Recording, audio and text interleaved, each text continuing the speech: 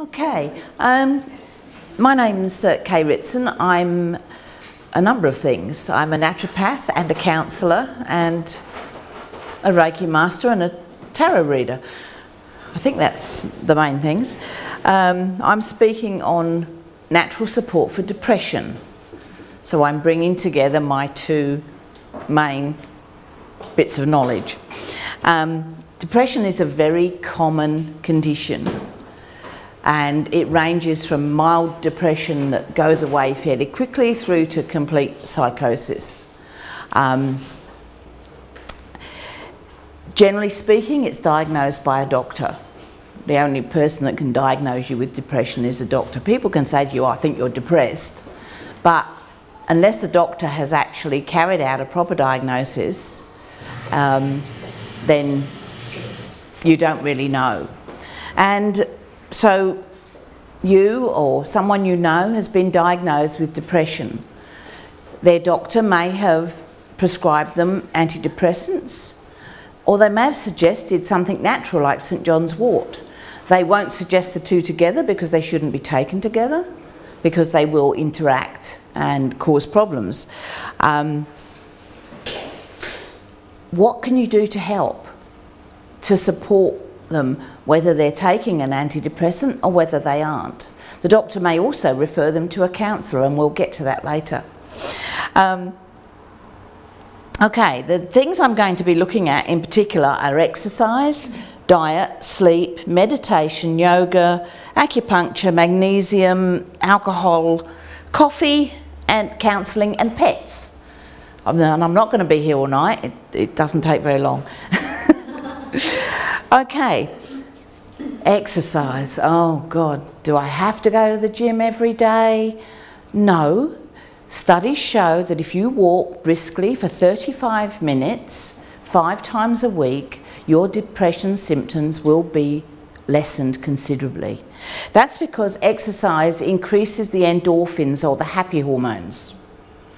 And not only that, it gets you out in the daylight, because there is a form of depression called SAD, or seasonal affective disorder. It's not so common in Queensland unless you don't go out much, but it's much more common in the southern states, especially as the days draw in. And so it's important, if you've diagnosed with that particular kind of depression or any depression, to get outside. Because the other advantage of being outside, doing your brisk walking, is that you will be exposing yourself to sunlight.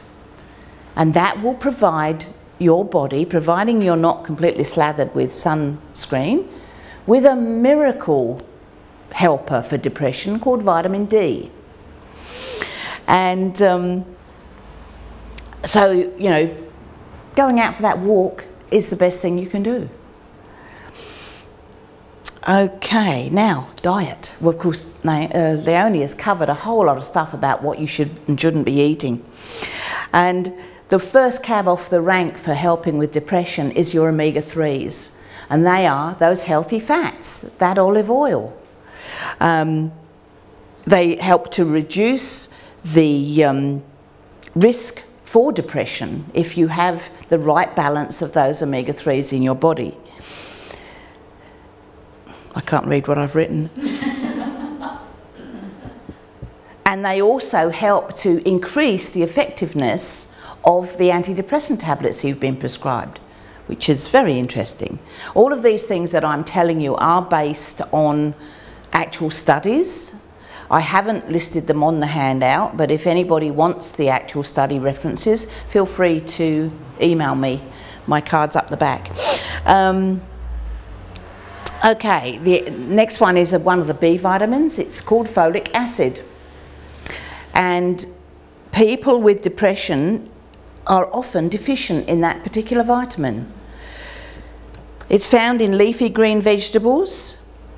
It's found in other vegetables, fruit and beans.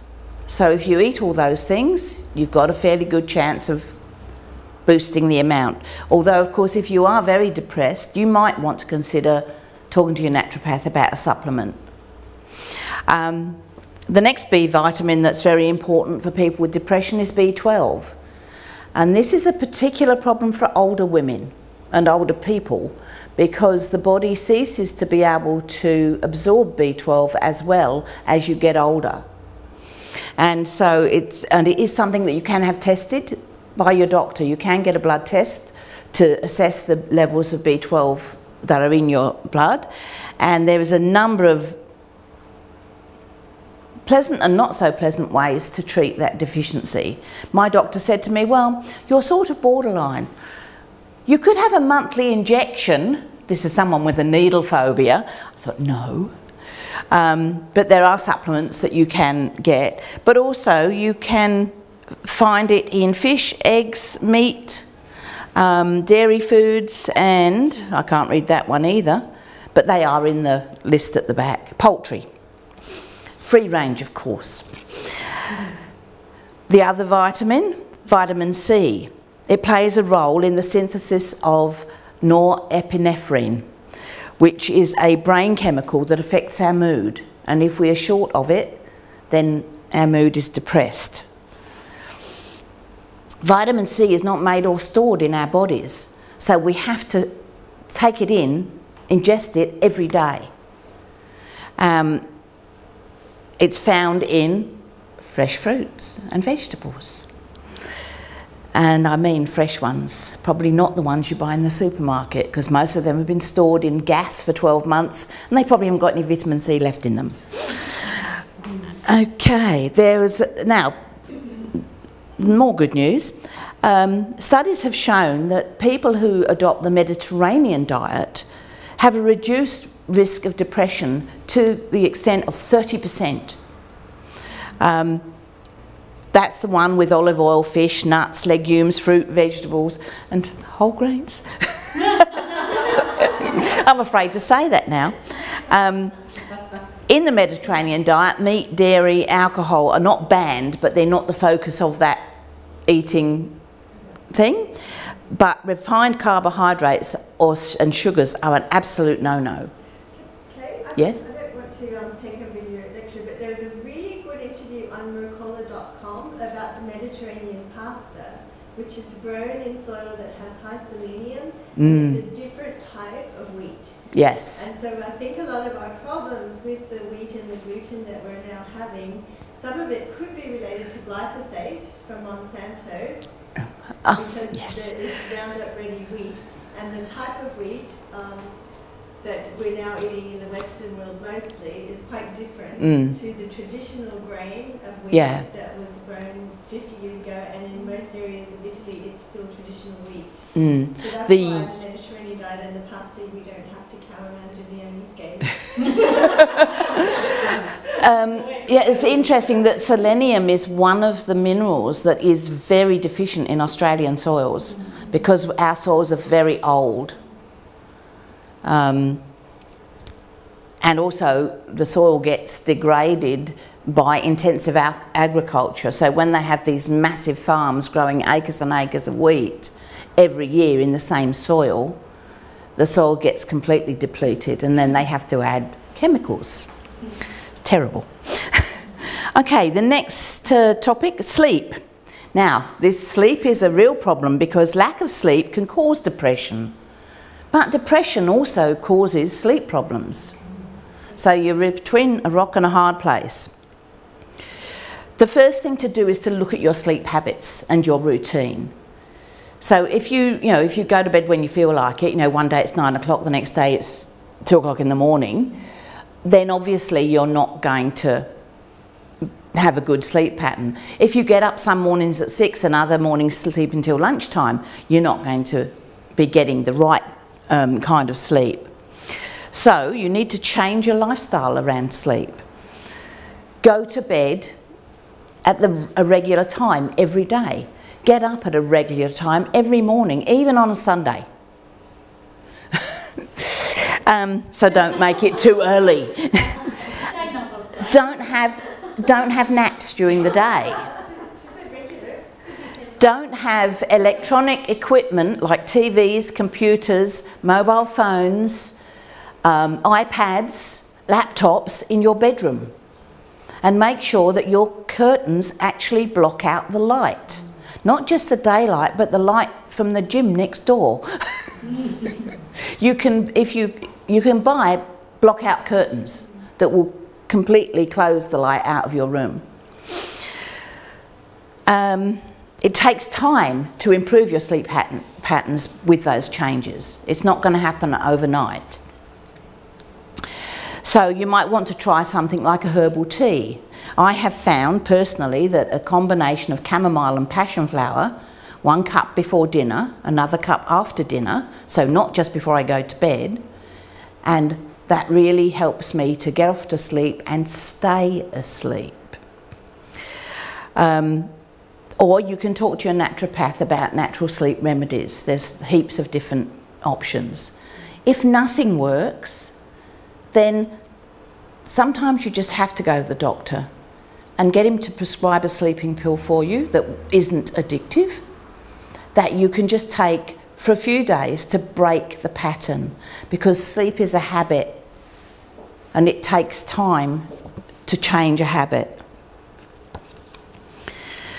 Okay, yoga. Now this is much more fun.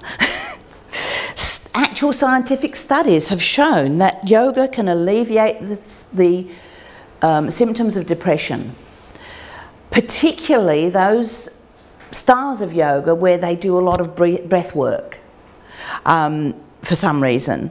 But you should choose the style that suits you best. I think probably more of a relaxation one would be better than hot yoga.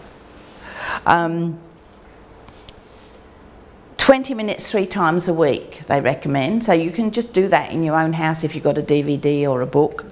I didn't list the yoga books. And meditation is another great thing that has been shown by research to relieve the symptoms of depression and reduce thoughts of suicide, because suicide and depression go hand in hand. Because there's a reason for it. When you meditate, you're using the calmer left frontal cortex of the brain rather than the stress-prone right frontal cortex. And meditation can also change the structure of your brain, which to me, I thought that's amazing when I read that. And it particularly changed the structure in the areas of the brain that regulate emotions. So as you can see, that's really important when you're talking about depression. And if you don't know how to meditate, there are books, there are videos, there are CDs. I can strongly recommend Louise Hay. In fact, if you go to the Hay House website, you'll find heaps of stuff. I have put a few links on my handout, so you'll be able to look those up.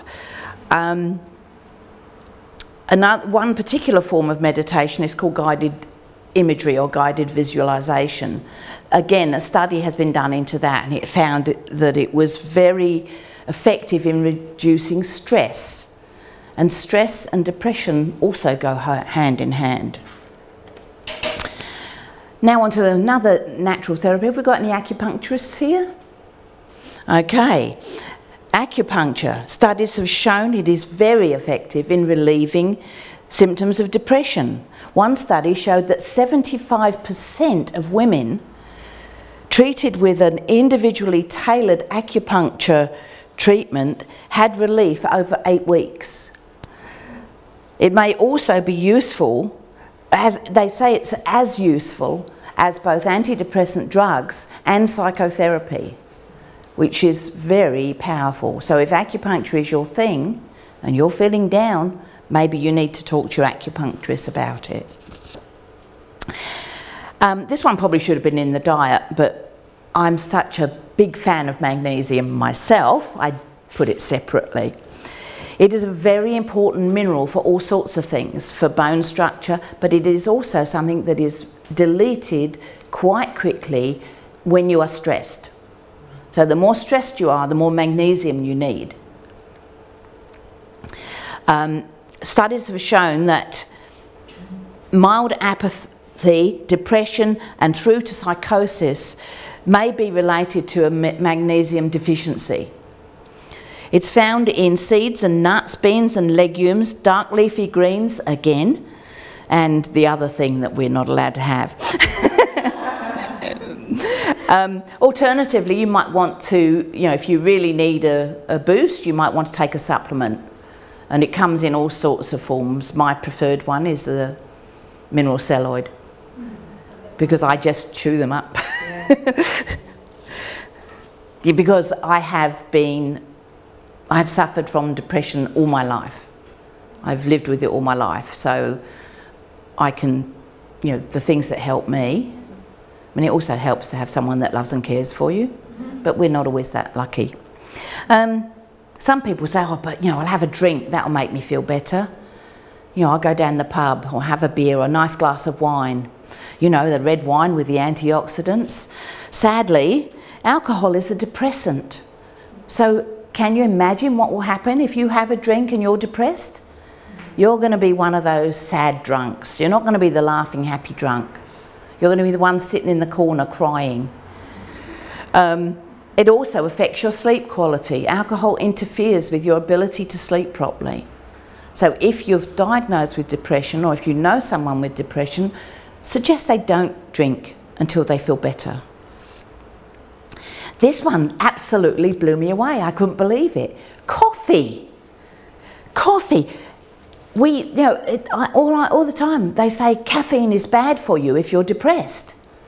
But for some reason, and we'll get to the reason, so things like Coke and other caffeinated soft drinks and things are associated with making depression worse. But studies have shown that symptoms of depression can be alleviated by drinking freshly brewed coffee. Note, that's not the instant stuff.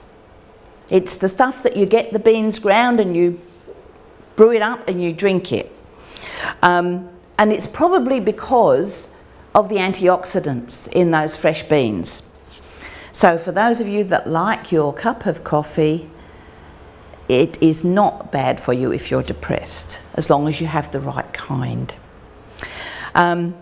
Counselling. This is a real bugbear of mine. I get really angry with doctors who prescribe antidepressants and they don't suggest to their client that they should go and talk to someone about their problems. Because, okay, you're feeling down. There's a reason why you're feeling down. And counselling or talk therapy is something that can help you identify what it is that has triggered that event in you. It can help you, a good counsellor can help you find solutions for yourself, to find ways that are better for you to deal with your problems. One of the problems with counselling, though, is that it is an unregulated industry. So you have to be certain that the person you go to see has the appropriate qualifications, that they abide by a code of ethics, and they should read that code to you when you go to see them. They should tell you that everything you say is confidential. So the best thing to do is to look for someone who has a degree, either in counselling or psychology, or someone who's done social work with a major in mental health, because not all social workers are qualified for counselling. If someone's got, a Certificate 3 in community service counselling, they're not actually qualified as a counsellor. The same as a naturopath who's done a course and they've got one subject in there that says counselling, or counselling and communication. That is to improve their communication skills. It does not qualify them to be a counsellor. It's a fairly complex amount of study to be able to do that. And finally, on a lighter note, and I found this at the very last minute, pets. If you have a pet, it can improve mild to moderate depression. It improves your sleep, it improves your mood, it reduces stress. It can help you with activity. Those 35-minute walks, if you're taking my husky for a walk, it will be brisk. It actually takes me. You have a routine, because when you're depressed you don't feel like doing anything. But you've got to, when you've got someone else to look after, like a dog or a cat that can't do it for themselves, or a fish or a snake, you have to feed them, you have to brush them, you have to take them for a walk. They give you uncomplicated love. They don't ask for anything back. You often isolate yourself when you're depressed. With a pet, you've got a constant companion. And there's touch. They lick you, they jump on you, you stroke them, you know. You put them, if they're snakes, you put them around your neck and I love snakes. I wish I had one. But yeah, so if you haven't got your own pet, borrow somebody else's. Now I've put a few websites up there on the handout. Right at the top of the list, we've got Lifeline's number. So if you are feeling down, you don't have to be suicidal to ring Lifeline.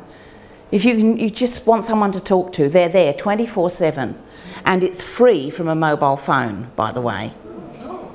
Well, unless Tony Abbott's cut that particular bit of funding, but yes, from July a couple of years ago, the government is picking up the cost of any mobile calls to Lifeline because so many people have only mobile phones now.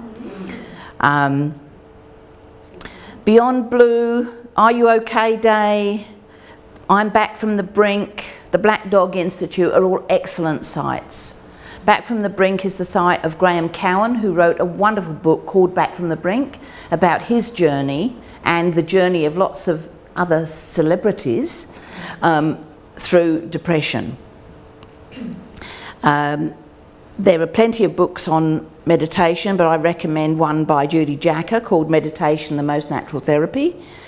And if it's not you that's depressed but someone else, there's a great book called Sharing the Load, What to Do When Someone You Love is Depressed. Other useful books can be found at psychcentral.com, and the Book Depository has a whole lot of books on mind, body, spirit, meditation and visualisation. Any questions? Thank you.